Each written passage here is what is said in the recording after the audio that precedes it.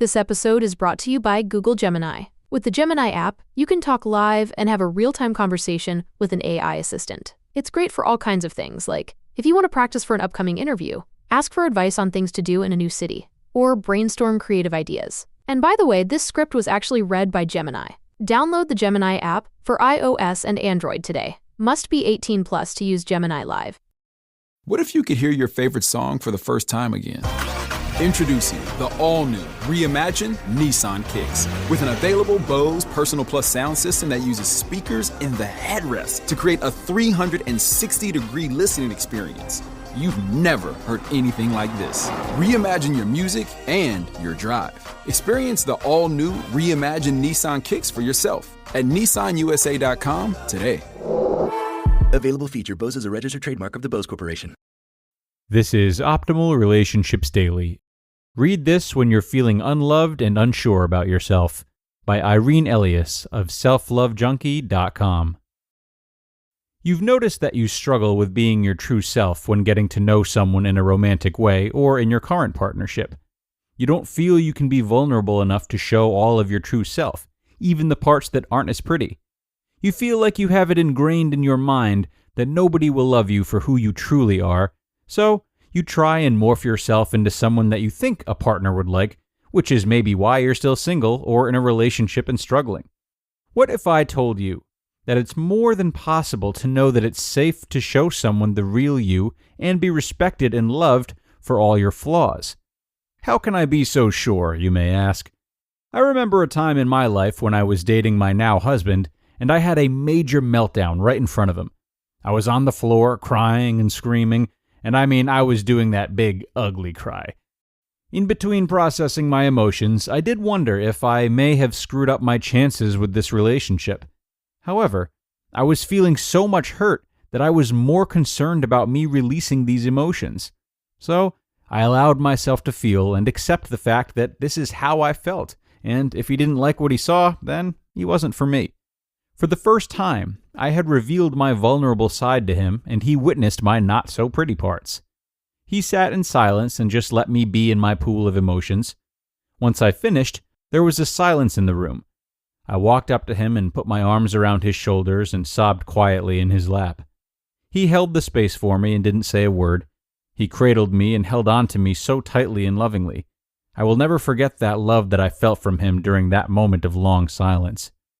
The day after, I asked him if he was turned off at all by what he saw, and his response was, "Irene, I love you even more." Oh, get the tissues out. I knew right then and there that he was the one for me.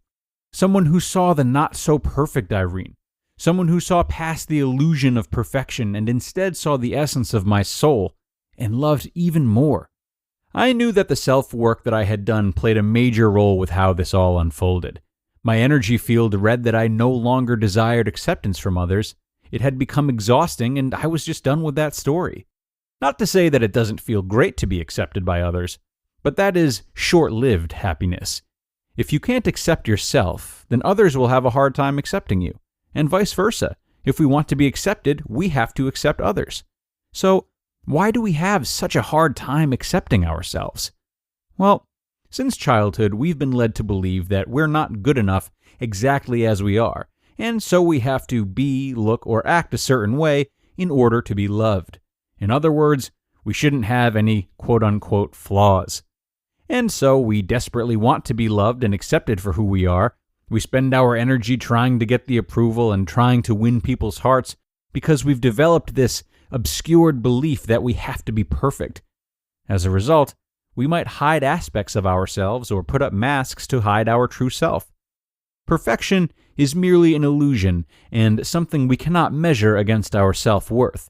We are inherently worthy exactly as we are. If you're trying to measure yourself up against perfection, then you'll keep chasing your tail and waste your precious time.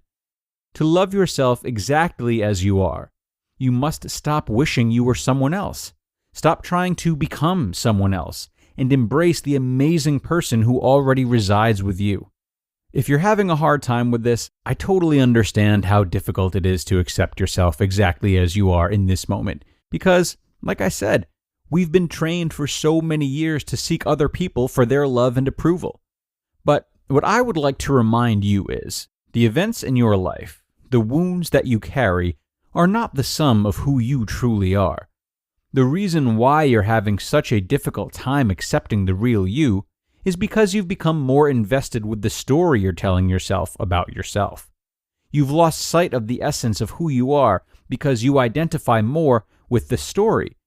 My advice? Be willing to peel your attention away from focusing on the parts of yourself that you feel aren't good enough, and instead, direct your focus on parts of yourself that make you feel you are good enough. Then, here comes the fear. Some people are afraid that if they accept themselves, then they have to settle or accept all that is wrong, and then there won't be any progress or change in their lives. Not the case at all. It simply means you are practicing unconditional love and coming to peace with what was, what is, and who you're becoming in the process. As I write this post, a butterfly has just landed on my window right in front of me. How fitting. A sign? Maybe. Perhaps imagine yourself as a butterfly. This reminds me of a popular quote by my friend and mentor Cynthia Ocelli. Quote, "For a seed to achieve its greatest expression, it must come completely undone. The shell cracks, its insides come out, and everything changes. To someone who doesn't understand growth, it would look like complete destruction." End quote. When we're wanting to reveal our true self, we have to crack a few false masks, and this can feel uncomfortable and scary. But once the mask cracks, your true beauty is revealed.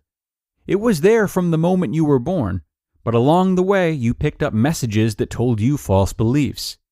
I hope you can dismiss the lies that were given to you along the way and see that your true self is beautiful and good enough. If acceptance feels foreign to you, that's completely normal. It's a process of retraining yourself to develop a new habit, turn it into an attitude of self-acceptance, and then allow yourself to spend time in what I like to call your divine temple, aka your heart. You can begin this process in the morning while sipping your coffee and before you start your day. Write these 2 sentences down and fill in the blank with something you approve of yourself. Number 1, I'm now beginning to see my true self. Number 2, I'm willing to accept myself and I approve of ... For example, I am willing to accept myself and I approve of my tenacious personality. Just imagine for a moment how good it would feel when you woke up in the morning and you had a loved one expressing their approval of you. However, instead of waiting for someone else to approve of you, you start and do it for yourself. Much more empowering and fulfilling. I hope that this piece of writing will make you less afraid about showing your true self in your romantic relationship. There is nothing wrong with you. You just listened to the post titled, "Read This When You're Feeling Unloved and Unsure About Yourself" by Irene Elias of selflovejunkie.com. The holidays are about spending time with your loved ones and creating magical memories that will last a lifetime. So whether it's family and friends you haven't seen in a while, or those who you see all the time, share holiday magic this season with an ice-cold Coca-Cola. Copyright 2024, The Coca-Cola Company. We have one more act for you this evening. I don't even need to say his name. Mr. Bob Dylan. A Complete Unknown is now a Golden Globe and Critics' Choice nominee for Best Picture. Bobby, what do you want to be? Whatever it is they don't want me to be. Timothée Chalamet astonishes as Bob Dylan in one of the best performances of the year. Through the bumps of dime in your prime. And critics rave Edward Norton is absolutely fantastic. 70,000 people are here, and Bobby is the reason for it. This Christmas. They just want me singing Blowing in the Wind for the rest of my life. Don't miss the movie critics are hailing 5 stars. To be on your own. It's pure cinematic magic. Turn it down! Play loud. And named to AFI and the National Board of Review's top 10 films of the year. Make some noise, BD. Track some mud on the carpet. A Complete Unknown. Only in theaters Christmas Day. Rated R. Under 17 and admitted without parent. Okay, I have to tell you, I was just looking on eBay where I go for all kinds of things I love, and there it was. That hologram trading card. One of the rarest, the last one I needed for my set. Shiny like the... Designer handbag of my dreams. One of a kind. eBay had it, and now everyone's asking, ooh, where'd you get your... Windshield wipers. eBay has all the parts that fit my car. No more annoying, just beautiful. Whatever you love, find it on eBay. eBay, things people love.